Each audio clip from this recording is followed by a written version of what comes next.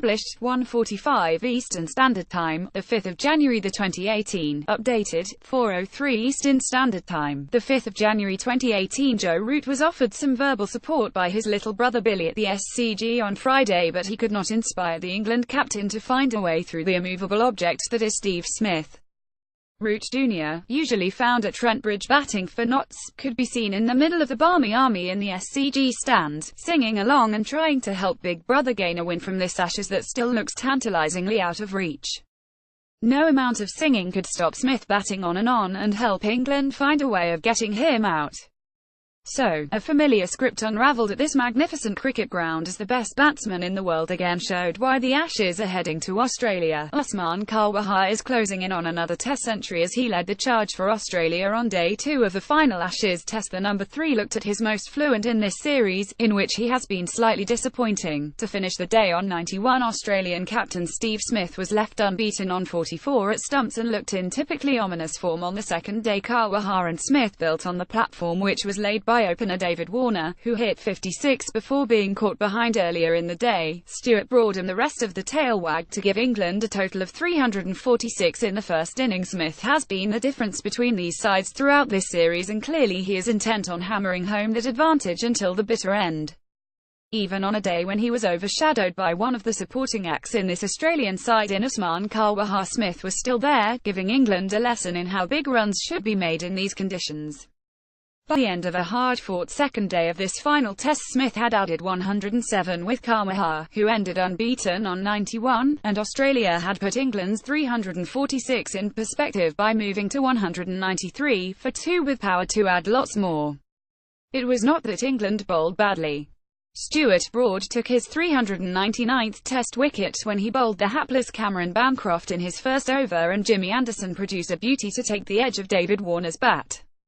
And there was a debut of some promise from the 20-year-old leg spinner Mason Sydney Crane, who provided a testing examination for the Australian batsman on a belter of a Sydney pitch starting to take turn.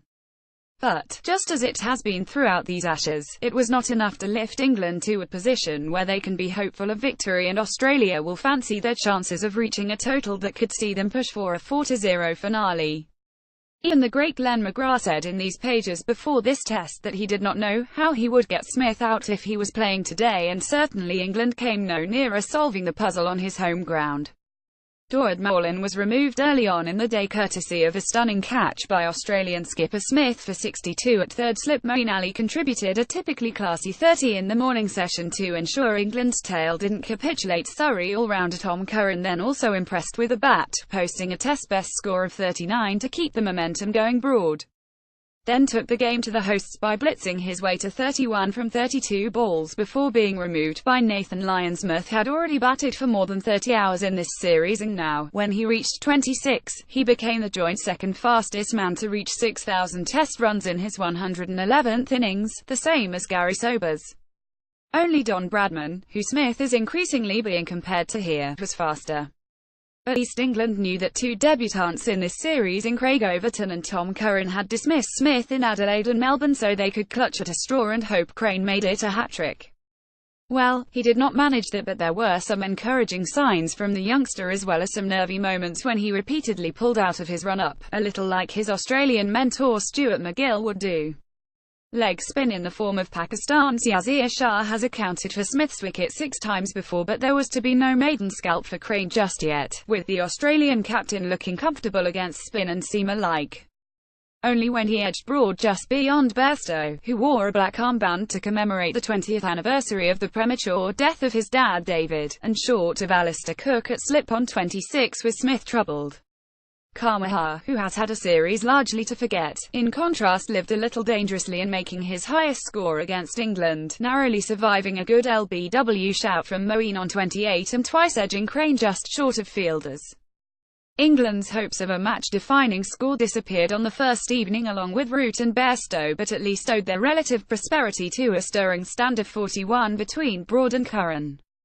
Broad removed Aussie opener Cameron Bancroft when he bowled him through the gate for a duck early in the hosts' innings. The Notts-seamer moved on to 399 test wickets with the dismissal of Bancroft. Only Anderson has reached 400 for England. Warner was his consistent self, however, and steadily steered Australia to a decent position with a half-century, but it was the number 3, Khawaja, who made the real impact as he grew in confidence throughout his stylish innings. 20-year-old debutant Mason Crane impressed with the ball despite not taking any wickets with his leg spin. The impenetrable Smith continued to look his immovable self as he played a watchful innings, leaving him unbeaten on 44. Broad batted as well as he has done since he was struck in the face by Varun Aaron at Old Trafford 3 years ago in making a half-century in Melbourne, and now he thrived on the short-pitched bowling of Pat Cummins.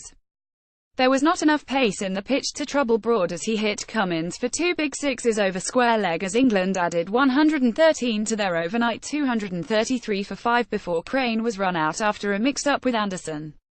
Friday morning was a tale of extremes in the field, with Smith taking a spectacular catch to send backdoor at Mallon before 2 of Australia's fast bowlers handed England 2 big helpings of luck. First, Cummins dropped a dolly at mid-on to reprieve Curran on 21 off Nathan Lyon before Josh Hazlewood did not even get a hand on a skier from Moeen Ali off Cummins that bounced off his chest to safety. But the inescapable conclusion was that England had wasted yet another chance to put pressure on Australia with a score of 400 plus. That was the absolute minimum of their ambitions when Root won a good toss. And Billy Root could sing himself hoarse and not do much about that. Billy Root, Captain Joe's brother, was in the Barmy Army at the SCG on day 2, showing his full support for England. The Nottinghamshire cricketer joined in with the Barmy Army chants and appeared to fully enjoy his day as a fan.